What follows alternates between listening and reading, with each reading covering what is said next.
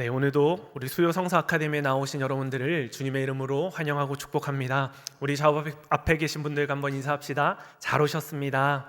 네, 잘 오셨습니다. 네, 지난주 부흥사경회 이후로 2주 만에 또 뵙는 것 같습니다.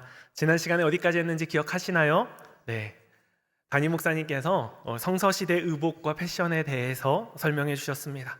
마지막 여성의 장신구만 시간 관계상 하지 못해서 오늘은 여성의 장신구에 대해서 먼저 나누고 그리고 성서시대의 식사에 대해서 함께 나누도록 하겠습니다.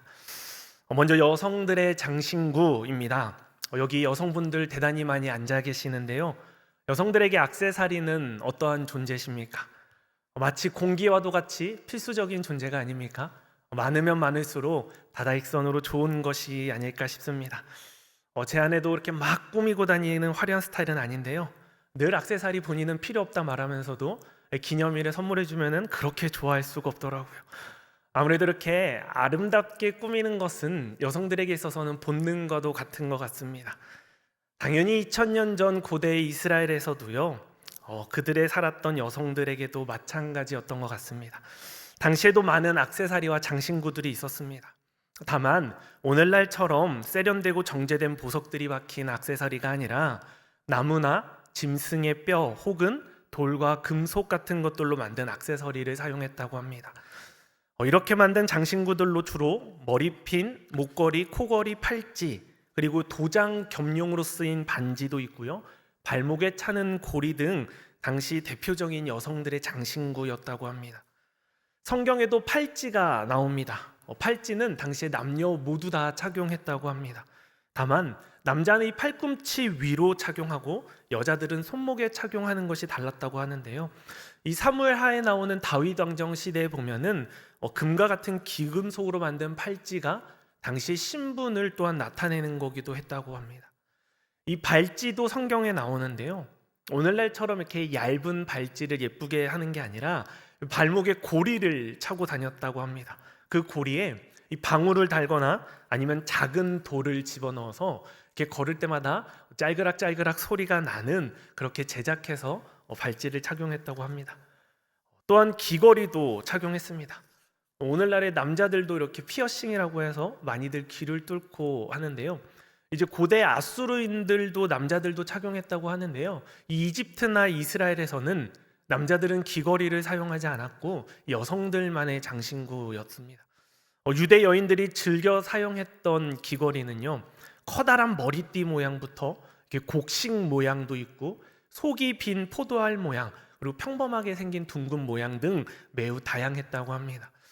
우리나라에도 과거 이제 커다란 링 귀걸이가 유행했던 것이 떠오르는데요. 누가 버스 손잡이인 줄 알고 잡았다라는 유쾌한 이야기도 듣고 했더니 떠오르는데요. 이처럼 이 귀걸이의 모양은 오늘날에도 참 많이 다양하지만 그 당시에도 되게 다양했던 것으로 보입니다. 근데 오늘날에는 잘 사용하지 않는 독특한 장신구가 있습니다. 그것은 바로 이 코걸이입니다. 제가 고등학교 다닐 때 영어학원에서 그 무서운 체대에 입시하는 누나들이 있었는데요. 그때 태어나서 전 코걸이를 처음 봤습니다. 그때 누나들이 코에 피어싱하고 막 혓바닥에 피어싱하는 것까지는 봤는데요. 오늘날 우리들에겐 좀 무섭고 생소할지 모르지만 당시 이스라엘에선 이 코걸이가 아주 보편적인 장신구였다고 합니다. 그래서 창세기 24장에 보면 아브라함이 늙은 종에게 이제 아들 이삭의 부인을 데려오라는 명령을 내립니다. 그렇게 메소포타미아의 나홀성이라는 곳에 가서 이제 물을 기르고 있었던 리브가를 발견하게 되는데요. 그에게 일종의 이제 혼수와도 같은 것을 이제 전해주는 장면이 나오는데요. 우리 창세기 24장 22절 말씀 함께 읽도록 하겠습니다. 시작. 낙타가 마시기를 다음에 그가 반세겔 무게의 금 코걸이 1개와 13개 무게의 금 손목걸이 1쌍을 그에게 주며 라고 말하죠. 그러니까 그 당시에 이 코걸이와 손목걸이 이런 것들이 혼수로 오갈 정도로 되게 보편적으로 많이들 사용하는 액세서리였다라는 거예요. 그래서 이 리브가도 코걸이를 했다고 하는데 이 코걸이가 어떻게 생겼냐면요. 사진에 보시는 대로요. 작지 않습니다. 외쪽 콧구멍에 이 중심 부분을 뚫어서 착용하는 것으로 이 대개 상아나 기금속으로 만들었고 저렇게 직경이 한 6cm 정도가 넘어서 아랫입술에 닿았다라고 합니다. 그러니까 지금 우리가 보기에는 되게 거추장스럽고 불편하고 우스꽝스러워 보일지 모르겠지만 저 당시에는 아주 주중한 여성의 미와 그런 아름다움의 상징이었다라고 합니다. 오늘 보고 관심이 있으신 분들은 한번 집에 가서 도전해 보셔도 좋을 거 색다른 경험이 되지 않을까 싶은데요. 성서시대 장신구는 여기까지 다루도록 하겠습니다. 성서시대 액세서리 말고 오늘날의 명품 액세서리를 다뤘더라면 좀 더 초롱초롱한 눈으로 보셨을 텐데 그래도 재밌게 또 보셨으려 믿습니다. 우리 이어서 성서시대의 식사에 대해서도 함께 보도록 하겠습니다. 오늘날에도 가장 유튜브에서 인기가 많은 주제는 먹방이라고 합니다. 먹는 거는 오늘날 참 많은 사람들이 좋아하는데요. 이 성서시대 과연 팔레스틴 고대 사람들은 그리고 예수님은 어떤 음식을 즐겨 드셨는지 그리고 음식의 종류는 어떠했는지 함께 살펴보도록 하겠습니다. 먼저 첫 번째로 당시 유대인들의 식생활에 즐겨 사용했던 것은 오늘 유인물에도 보시는 대로 첫 번째로 도시락이 있었습니다. 오늘날에 우리는 너무나 삼시세끼를 먹는 게 익숙하지만 예수님 당시 살았던 유대인들은 일반적으로 점심과 저녁 하루에 2끼 식사를 했던 것으로 이야기합니다. 아침은 그냥 건너뛰거나 대강 때웠다라고 합니다. 푸짐하게 아침상을 차려서 먹는 것이 아니라 오늘날처럼 빵 한 쪽이나 이제 시리얼 등으로 때우는 것처럼 주로 올리브나 치즈 혹은 말린 과일 등 널찍한 빵으로 이제 감싸서 이제 그거를 일터나 학교에 그냥 가면서 먹거나 아니면 그마저도 대부분 건너뛰기 일수였다라고 합니다. 이제 농부와 목자와 같이 점심을 밖에서 해결해야 되는 사람들은 이 바구니나 가죽으로 만든 가방에 도시락 겸 비상식량을 싸갔는데요. 이 부인이 마련해준 이 도시락에는 빵과 볶음곡식, 이 볶음곡식은 성경에 많이 나오는 일반적인 이 대중적인 서민 음식이고요. 그리고 말려서 여러 개를 함께 눌러놓은 무화과나 건포도 그리고 염소 젖으로 만든 치즈나 물 이런 것 등이 이 도시락의 가방에 들어갔다고 합니다. 우리가 너무나도 잘 아는 기적인 오병이어 기적 또한 한 이름 모를 아이가 가지고 온 작은 그 도시락, 작은 물고기 2개, 보리떡 5개, 이것이 바로 그 당시에는 너무나 대중적으로 유대인들이 즐겨 먹었던 음식들이다라는 것입니다. 그리고 또 익숙하게 사용되는 것이 있었는데요. 그것이 바로 오늘 두 번째인 물주머니입니다. 이 물이나 포도주는 이 물주머니 안에 담아가지고 다녔는데요. 이 물주머니를 어떻게 만들었냐면 저도 이거를 보면서 공부하면서 좀 잔인했는데요. 이 양이나 염소 등의 가죽을 이렇게 통째로 벗겨낸 다음에 다리를 자르고 목 부분을 제외한 나머지 부분을 이렇게 꿰매서 그 목 부분에 마개를 담아서 그 가죽으로 이제 물주머니를 사용했다고 합니다. 이것이 이 그립감도 되게 좋고 편리해서 많이들 사용하고 또 물도 많이 담을 수 있어서 요긴하게 썼다고 하는데요. 그렇다면 왜 굳이 이 양가죽이나 이런 염소 가죽을 만들었냐면은 이 양가죽에는 미세한 구멍이 있다고 합니다.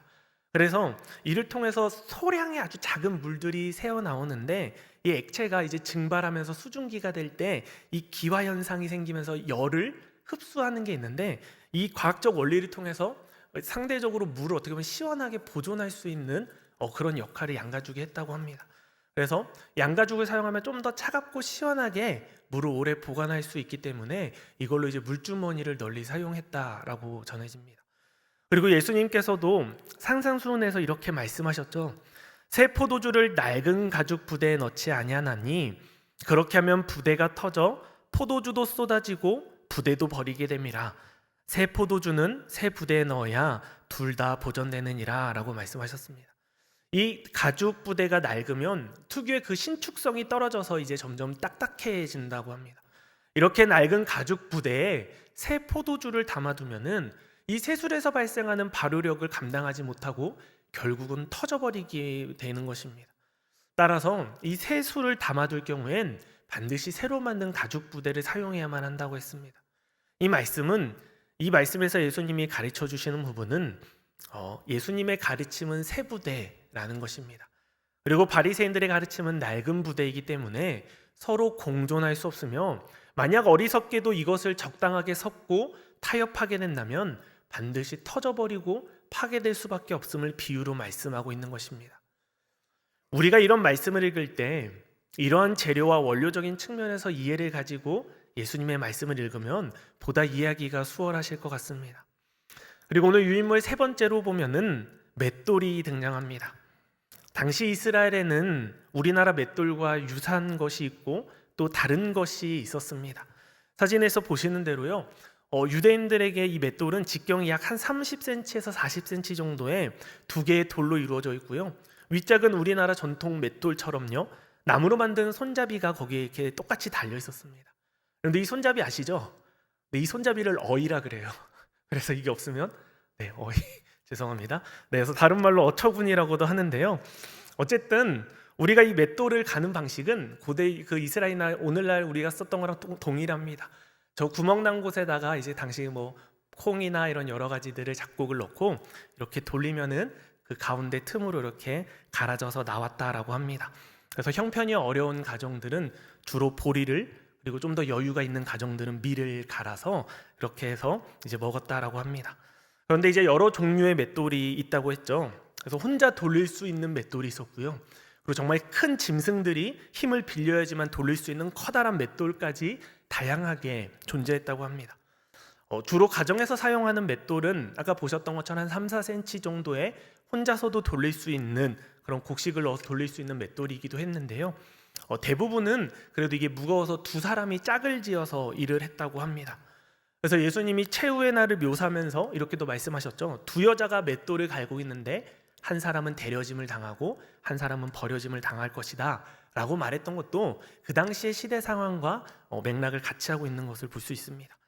그리고 커다란 맷돌이 있는데요.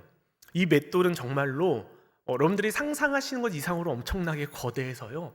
이 낙이나 소와 같은 큰 짐승들이 돌리거나 사람 혹은 이 노예나 죄수들에게 돌리게 했다고 합니다. 그래서 사사기에 보면 삼손이 드릴라에게 속아서 힘을 잃고 두 눈도 뽑혀서 이제 감옥에 끌려가게 되잖아요. 거기서 이 맷돌을, 이 거대한 맷돌을 돌리는 죄수가 되었다라고 말합니다. 이렇게 큰 맷돌을 여러분들도 들어보셨을 텐데요. 연자 맷돌이라고 부릅니다. 어디서 들어보셨죠?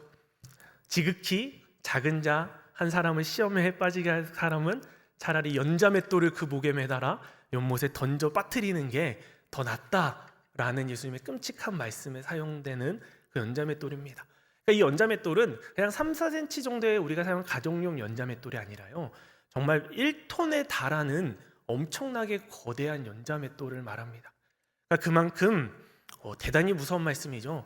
1톤 크기의 돌을 그 사람의 목에 매달아서 바다에 빠뜨리는 게 낫다라고 말할 정도로 지극히 신앙이 작은 어린 사람을 시험 들게 하고 어렵게 하는 것은 결코 옳지 못하다라는 것에 대해서 예수님이 비유로 강력하게 말씀하고 있는 것을 또한 느낄 수 있습니다. 오늘 네 번째로 살펴볼 부분은 물깃기와 시장 보기입니다. 주로 집안에서 살림을 하고 음식을 만들기 위해서 이제 집 밖에서 여성들이 한 대표적인 일은요, 두 가지가 있는데 첫 번째는 물을 길어오는 일이었고요. 두 번째는 시장에 가서 장을 봐오는 일이었다고 합니다. 유대 남자들은 노예나 물장수를 제외하고는 남자가 보통 물을 깃는 일은 대단히 천한 일이었기 때문에 이것은 그 당시에 이제 여성들의 몫이었습니다. 그래서 성경에 보면은 주로 뜨거운 햇빛이 강한 그 정오의 시간을 피해서 오히려 한풀 꺾이게 되는 오후 좀 늦은 시간에 항상 여인들은 우물가에 나와서 이제 물을 기르러 가고 그랬습니다. 이것을 보면 왜 성경에 예수님이 우물가에 가셔서 직접 물을 퍼서 드시지 아니하시고 여인에게 물을 좀 달라라고 말씀하셨던 것들이 바로 이러한 문화 속에서 나온 것이고요. 그리고 남편이 많아서 사람들에게 부끄러워서 나오지 못했던 여인이 왜 가장 뜨거운 정오에 물을 기르러 나왔는지도 좀 확실히 이해할 수 있을 것 같습니다. 그래서 이렇게 깊이 판 우물은 혼기를 앞둔 젊은 여성들이 많이 모이는 장소였고요. 그리고 또 지나가는 여행객이나 가축을 치는 목자들도 목을 축이거나 이 짐승에게 물을 주기 위해 모이는 장소이기 때문에 유난히 이 우물가에서 일어나는 남녀간의 이런 썸씽들이 당시에 되게 많이 나왔다라고 합니다. 성경에도 보면 이것이 등장하는데요. 아까 서두에 말씀드렸던 코걸이를 예쁘게 착용하고 있었던 리브가도요, 이 우물가에서 그 아브라함의 종을 만나지 않습니까? 아브라함의 종이 우물가에 나갔던 이유는 당연히 거기 가면 젊은 홍기가 찬 여성들이 많이 나온다는 걸 알기 때문에 갔던 것이고요. 야곱이 아내 라헬을 만난 곳도 그렇고 모세가 십보라를 만난 곳도 모두 이 우물가였습니다. 그래서 오늘날 우리가 이제 소위 물이 좋네 안 좋네라는 얘기도 이런 우물가의 이 문화에서 나온 거는 아닙니다. 네, 그러니까 오해하시면 안 되고요. 아울러 이 유대 지방은 뜨거운 날씨에다가 음식을 보관할 방법이 딱히 없었기 때문에 여자들은 이 장을 거의 매일같이 나가서 봐와야만 했습니다. 시장에 갓 구운 빵부터 뭐 과일이나 그 당시 유명했던 치즈나 이 계란 등 다양한 식품들이 있는데요. 시장은 주로 성문 앞 광장이나 입구 아니면 동네의 좁은 길목에 이렇게 자리하고 있어서 이곳엔 항상 사람들이 당연히 모이고 왔다 갔다 드나드는 장소였다라고 합니다. 그래서 이제 헤롯 대왕은 이 유대인의 시장을 더 확대시키고 발전시킨 왕이라고 불리는데요. 근데 이스라엘의 많은 도시들을 건설했습니다. 건설광이라고도 불릴 정도로 참 많은 건축들을 했는데 그 중에서 이제 만들었던 것 중 하나가 이 그리스식 광장 아고라라고 불리는데요. 이 광장을 이제 성 안으로 끌어들여서 그곳에 자연스럽게 시장이 모이게 했다라고 합니다. 그리고 성경에 보면은 이 시장에 다양한 역할들이 있는데요. 뭐 우리나라도 옛날에 그랬지만 시장에 어린아이들이 모여서 노는 놀이터가 되기도 했고요. 그리고 일용직 노동자들이 자신에게 일감을 줄 그런 주인들을 기다리는 인력시장 역할도 했고요. 그리고 바리새인들이 성경에 나온 대로 시장에서 문안 인사받고 이제 그렇게 거니는 장소였다라고 했습니다. 마지막 다섯 번째로 유대인들의 저녁 식사입니다. 유대인들은 한낮의 뜨거운 열기를 피해서 휴식 시간을 갖는데요. 이것을 시에스타라고 부릅니다.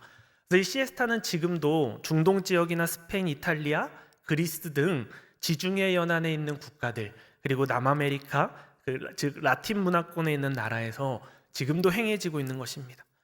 그래서 시간은 뭐 지역에 따라 조금씩은 다르지만 대부분 점심 식사 후 가장 더운 시기에 12시에서 3시 사이에 이 시에스타를 가져서 취침도 하고 쉬기도 하고 이제 그런 시간입니다. 이 시에스타 시간에는 거리의 자동차도 줄고 심지어 관공서의 문도 닫기도 하면서 심지어는 전쟁까지도 중단할 정도로 이 시에스타를 되게 중요하게 여깁니다. 시에스타 시간에 낮잠을 자는 건 본인의 자유지만요. 만약 이때 쉬지 않고 소란하거나 시끄러운 소리를 내거나 남의 시에스타를 방해하게 되면은 그것이 고발도 되고 법적 처벌도 가능하다라고 합니다. 그래서 유대 여인들은 이 시에스타 기간 동안에는 저녁 준비를 하지 않았고요. 이 시에스타가 끝나고 나서야 황급하게 저녁 식사를 준비해야만 했습니다. 왜냐하면요, 그 당시 식사가 좀 길었는데 차차 설명드리겠습니다. 그래서 식사에는 우리 밥상 정도 높이에 해당하는 이 식탁을 사용하기도 했지만 사실 그 당시 대부분 가정들은 돗자리를 펴고 바닥에서 음식이 담긴 몇 개의 그릇들을 놓고 그것으로 식사를 했다고 합니다. 그래서 저녁 메뉴라고 해서 뭐 특별할 것은 없고요. 고장 야채나 아니면 콩으로 넣어서 만든 이 스튜, 죽 같은 거, 그리고 빵, 그리고 식사 후에 먹는 말린 과일 등이 이제 전부였다라고 합니다. 물론 그 당시에도 잘 사는 집들은 더 푸짐하게 먹었죠. 그래서 뭐 송아지 고기나 이런 고기들은 정말로 비싸고 귀한 거라서 일반 대중들은 거의 먹지 못했고요. 좀 아니면 특별한 날, 1년의 축제 같은 잔칫날에만 먹었다라고 합니다. 좀 잘 사는 사람들은 뭐 계피처럼 좀 희귀하고 비싼 향료들 그리고 다양한 수입 식품들 이런 것들을 놓고 함께 먹었다라고 합니다. 그래서 우리가 성경에 보면은 이렇게 떡이란 얘기가 나오잖아요. 근데 우리말로 이제 번역하면서 떡이 된 거고요. 사실 그 당시에 이제 주로 주식은 빵입니다. 그래서 빵이 떡으로 됐고 그 당시 먹었던 스튜가 우리 번역에 이제 팥죽으로 이제 번역이 된 거죠. 그래서 보통 이제 유대인들이 자주 먹었던 그 스튜가요, 이 붉은 콩 종류인 렌즈콩을 넣어서 끓인 죽을 먹었다라고 합니다. 이게 붉은 죽이다 보니까 우리말로 번역할 때 이걸 이제 팥죽으로 번역을 해서 야곱이 형에게 이 야곱 장자권을 이 팥죽 한 그릇으로 사잖아요. 이게 팥죽은 아니라 사실 콩죽인 거죠. 이제 붉은 콩으로 간 이제 스튜로 만든 콩죽의 더 적합한 표현인 것 같습니다. 그리고 놀라운 사실은요, 이 유대인들에게 수저가 없었습니다. 그럼 어떻게 이렇게 뜨거운 스튜 같은 죽이랑 국들을 먹을 수 있었을까요? 유대인들은 이 빵을 수저로 사용해서 국물 떠먹듯이 빵으로 이렇게 국물로 떠먹었다라고 말합니다. 우리나라 사람들이 흔히 말하는 이 공갈빵, 이 속은 빈 공갈빵 있죠. 거기 아무것도 안 넣고 그냥 부풀려서 화덕 벽에다가 붙여서 굽는 빵으로, 이것이 지금도 중동 지역에서는 가장 흔한 중요한 주식이고 가장 흔하고 싼 빵이다라고 합니다. 그 빵을 뜯어서 수저처럼 이렇게 국물로 찍어서 이렇게 떠서 먹었다라고 합니다. 그래서 유대인들이 식사 전에 반드시 손을 씻고 이렇게 음식법, 정결법이 있는 것도 이러한 식사 습관에서 같이 나온 것입니다. 그리고 고기는 누구나 쉽게 먹을 수 없는 정말 귀한 음식이라고 말씀드렸죠. 그래서 팔레스타인 지방의 이 가축은 매우 비싸고 귀했습니다. 그래서 고기는 정말 우리나라도 옛날에 그랬죠. 정말 잔치 때나 이제 밥상에 올라오는 거고요. 평상시에는 감히 꿈도 꿀 수 없는 그런 거고, 주로 아까 말씀드린 이제 볶음 나물 같은 것들, 그리고 치즈들, 이제 이런 걸로 콩죽 이런 거를 주식으로 먹었다라고 합니다. 그리고 우리가 잘 아는 대로 레위기에 나와 있는 그런 율법에 규정된 종류들로만 먹을 수가 있었고요. 그래서 제한적이고 요리하는 방식도 아주 제한적이었습니다. 그래서 이를테면 가축은 굽이 갈라져 쪽발이 되고 되새김질을 해야만 되고요. 물고기는 지느러미랑 비늘이 있어야 되고요. 이 밖에도 유대인들은 지금도 이 레위기에 나오는 그런 율법들을 지켜서 먹을 수 있는 음식들을 가르쳐서 코셔라고 말하고요. 그렇지 않는 것들을 트라이프라고 해서 이것을 철저하게 구분해서 지키고 있습니다. 그래서 이제 성지순례할 때 주의해야 될 사항이, 다른 나라는 괜찮지만 이 이스라엘 호텔에서 식사할 때는 고추장이나 한국 음식을 갖고 가면은 빼앗기는 수준이 아니라 아예 쫓겨날 수도 있다라고 합니다. 바로 이 코셔 규정 때문입니다. 특히 유제품과 이 고기 식품은 절대로 함께 나오지 않는다고 하는데요. 그 까닭은 이 성경에 염소 새끼를 그 어미의 젖으로 삼지 말라라는 이 율법이 있어서, 그래서 이것을 철저하게 지키기 때문이라고 합니다. 그래서 유대인들은 지금도 이렇게 내려오는 음식에 관련된 율법을 잘 지키고 있다고 합니다. 고기는 피와 함께 먹을 수 없는 규정이 있어서 이들은 고기를 먹을 때 물로 먼저 깨끗이 씻고 소금으로 쳐서 피가 다 빠질 때까지 적어도 두어 시간은 둔 상태로 기다렸다가 요리를 해야 한다고 합니다. 그리고 또 여인들이 요리할 때 신경 써야 되는 것은 이것뿐만이 아니라요. 음식뿐만 아니라 음식을 조리할 때 쓰는 기구, 그리고 담는 접시, 그릇 또한 정결하게 해야 합니다.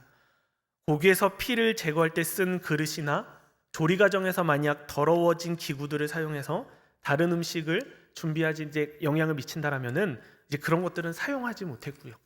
그래서 가정주부들은 이제 이런 기구들은 뜨거운 물을 뿌려서 닦거나 아니면은 이제 물에 넣고 삶아서 불에 지져서 정결하게 한 후에 사용해야만 했습니다.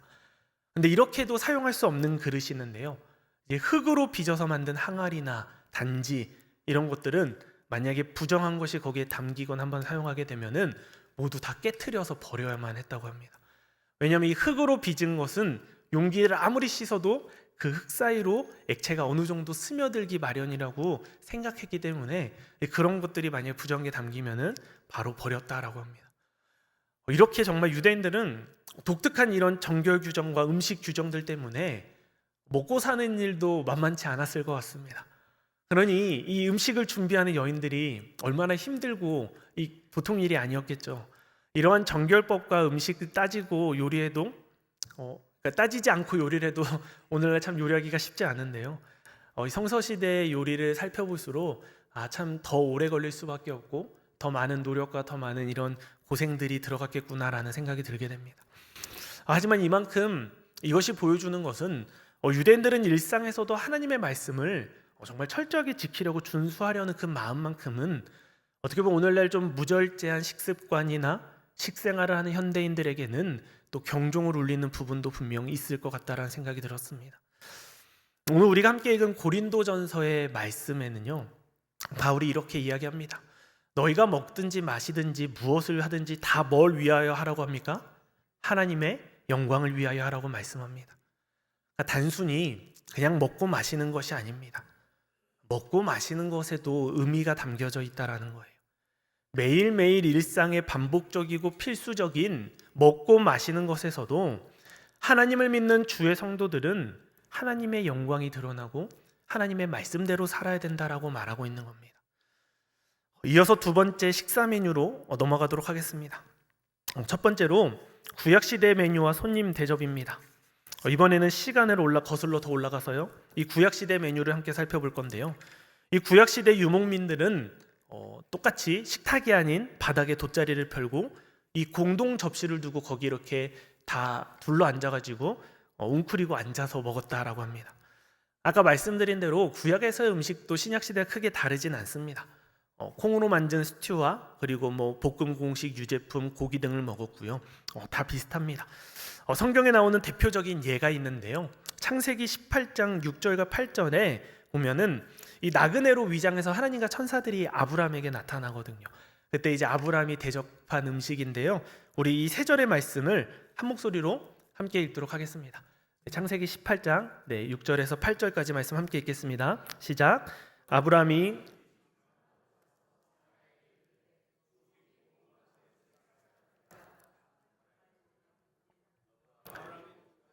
있는 곳으로 달려가서 기름지고 좋은 송아지를 잡아 하인에게 주니 그가 급히 요리한지라. 아브라함이 엉긴 젖과 우유와 하인이 요리한 송아지를 가져다가 그들 앞에 차려놓고 나무 아래에 모셔 섬에 그들이 먹으니라. 아멘. 사진 보여주시겠습니까? 네, 이 음식이 바로 당시 유목민들에게는 전형적인 식사 메뉴이자 그리고 진귀한 메뉴인 송아지 고기까지 담겨져 있는 겁니다. 그래서 이 그림같이 저희가 떡으로 번영되어 있지만 사실 빵이고요, 그리고 이 빵을 송아지 고기와 함께 먹고 저 엉긴 젖과 우유를 마셨습니다. 여기서 엉긴 젖은 오늘날로 치면은 사실 요구르트에 가까운 음식이라고 보면 됩니다. 이제 고기를 쉽게 먹지 못했던 당시의 우유는 더없이 이 유대인들에게 훌륭한 단백질 공급원이었습니다. 그래서 유대인들은 자기가 기르는 가축에서 젖을 짜서 먹었는데요, 이 소젖은 물론이고 양젖, 염소젖, 심지어 낙타젖까지 짜서 먹었다라고 합니다. 어떤 맛일지 상상이 안 되는데요, 성경에서 가나안 땅을 뭐라고 표현하죠? 젖과 꿀이 흐르는 땅이라고 부르는 것은 아마도 이렇게 다양한 젖을 먹을 수 있는 풍요로운 환경을 염두에 두고 한 표현이 아닐까라고도 분석하기도 합니다. 이 가운데 가장 흔하게 먹었던 젖은 놀랍게도 우유인 소젖이 아니라요, 염소젖이었다라고 합니다. 그래서 창세기 18장에 나오는 이 우유도 엄밀한 의미에서 보면은 우유라기보다는 이 염소젖이었을 것이라고 성경학자들은 보는데요, 유대인들이 목축한 가축은 소가 아니라 대부분이 양과 염소였기 때문이라고 합니다. 그런데 문제가 하나 있는데요, 이 팔레스타인 지방은 무더운 날씨입니다. 그래서 이 염소젖을 하루 이상 보관하기가 어려워서 생각해낸 방법이 발효유였습니다. 이 젖상균이 배양되도록 하루쯤 이 염소젖을 삭힌 후에 먹었는데 이것이 오늘날 우리가 즐겨 먹는 일종의 요구르트인 셈입니다. 지금은 요구르트를 만들기 위해서 일부러 젖상균을 배양하지만요, 이 성서시대에는 우유를 넣은 가죽 부대를 씻지 않고 계속해서 사용하는 바람에 이 저절로 발효가 아주 급속도로 잘 진행되었다고 합니다. 아브라함이 나그네에게 대접한 것이 바로 이 염소젖이 발효된 일종의 요구르트였던 것입니다. 이 장면에서 아브라함은 처음에 이 세 나그네가 누군지 몰랐습니다. 누군지 몰랐음에도 불구하고 이 나그네들을 어떻게 대접하냐면은 나그네들이 오자 장막 앞에 앉아 있다가 그들을 극진하게 대접합니다. 신약 성경에도 보면은 성경 말씀에 너희는 대접하기를 힘쓰고 나그네를 잘 대접하라라는 말씀이 무수히 등장합니다. 왜일까요? 이 음식으로 상대방을 대접하는 태도는요, 굉장히 중요하고 섬기는 일이기 때문입니다. 이 음식은 우리들 당연히 생존과도 연결되어 있지만 우리가 음식을 상대방에게 귀한 것을 대접하는 것 자체가 그 상대방에게 우리가 극진히 여기는 것이고 환대를 표하는 것이기 때문입니다. 더구나 이렇게 나그네와 같이 당시 사회적 약자라고 불리는 자들에게 이런 사람들은 필요를 공급해 줘야지만 살아갈 수 있기 때문에 이런 자들을 후히 베풀고 나누어 주는 자세는 하나님이 그 당시에도 기뻐하셨던 자세이고 하나님의 성품인 사랑을 또한 삶으로 나타내고 드러내는 가장 큰 행동이기 때문입니다. 그래서 이 사랑은 우리가 결코 말로만 하는 것이 아니라 삶으로 행동으로 하라라는 것입니다. 그런 점에서 음식을 잘 대접하는 것은 사랑의 큰 표현이고 행동이 아닐 수 없습니다. 우리 부흥회 강사 목사님 오셔서 이렇게 인사하라고 하셨죠? 올해 가기 전에 제가 꼭 식사 대접 한번 하겠습니다. 그것이 당신 밥 잘 못 먹고 굶으니까 내가 사줄게 그런 게 아니잖아요. 내가 극진히 한번 대접하겠다, 한번 섬기겠다라는 의미로 그렇게 말하는 것처럼요. 이 당시에도 음식을 귀하게 대접하는 것이 그 사람을 존귀히 여기고 환대해 주는 행동이었다라는 겁니다. 그래서 우리 오늘 신천교회 성도님들도 주위에 있는 이웃들과 또 어려운 이웃들이 있다라면은 더욱 손대접하기를 힘쓰고 또 많이 공개하시는 우리 신천교회 성도님 되시기를 간절히 소망합니다. 이어지는 두 번째 신약 시대의 메뉴부터는요, 이제 쭉 연결되는 내용들이기 때문에 오늘 여기까지 하도록 하겠습니다. 이제 찬양팀 나와서 우리 함께 찬양하면서 나아가도록 하겠습니다. 우리는 오늘 유대인들의 장신구와 그리고 유대의 식생활과 식문화에 대해서 함께 살펴보았습니다. 도시락에 대해서, 그리고 물주머니와 맷돌에 대해서, 그리고 물 깃는 것과 당시 시장 분위기와 유대인들의 식사 대접 문화까지 하나하나 다 살펴보면서 우리는 성경의 그런 말씀들이 조금씩 떠올랐을 것입니다. 오병이어에서 아이가 가져왔던 그 도시락도 그렇고, 지극히 작은 자 한 사람을 시험 들게 할 바에는 연자맷돌을 목에 달고 던져지란 예수님의 말씀도 있었고, 왜 성경에서 여성들이 우물가에 나와서 물을 길렀는지, 왜 나그네에게 음식을 대접하는 것이 귀한 일인지, 이런 모든 것들을 우리는 유대인들의 식생활과 또 그 당시 식문화를 통해서 더 깊이 살펴볼 수 있었습니다. 그러면서 오늘 고린도전서 10장 31절의 말씀에 이렇게 말씀하셨습니다. 그런즉 너희가 먹든지 마시든지 무엇을 하든지 다 하나님의 영광을 위하여 하라. 이어지는 32절과 33절에는 그 목적에 대해서 이렇게 말씀합니다. 유대인에게나 헬라인에게나 하나님의 교회나 거치는 자가 되지 말고 나와 같이 모든 일에 모든 사람을 기쁘게 하여 자신의 유익을 구하지 아니하고 많은 사람의 유익을 구하여 그들로 구원을 받게 하라. 아멘. 바울이 살았을 당시에는요, 이 시장에 파는 고기들이 우상의 그 제물에 올려진 제물의 고기들이 시장으로 나왔다라고 합니다. 그래서 이것을 놓고 이 고기가 시장에 우상에서 나온 건지 안 나온 것인지를 먹어도 되냐, 우리가 알고 먹어도 되냐, 모르고 먹어도 되냐, 이런 것들이 이 고린도 교회 안에서 더 논쟁이 있었습니다.